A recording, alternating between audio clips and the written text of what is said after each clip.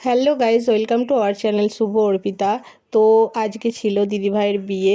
তো ভোরবেলায় চলে গেছিলাম আমরা নিশিভাঙা জল আনতে। তো এখনও অন্ধকার, তোমরা দেখতেই পাচ্ছ চারিদিকে এখনও সূর্য আলো ওঠেনি। তার আগেই যা নিয়ম ছিল সেগুলোই আমরা করে নিচ্ছে এখানে সবাই মিলে।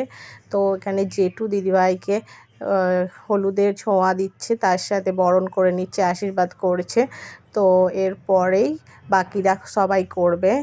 তো তারপরে দিদিভাইয়ের মাসিমণি এখানে দিদিভাইকে খাবার দিয়েছিল, যেমন সকালে দই চিঁড়ে মিষ্টি দিতে হয় সেইগুলোই দেওয়া হয়েছিল।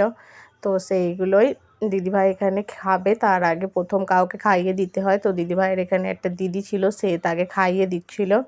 তো সে খাওয়ার পরেই নিজে নিজে খাচ্ছিল। তো এখানে দিদিভাইদের বাড়ি প্রচুর আত্মীয় স্বজন এসেছে, তারাও সব ছিল।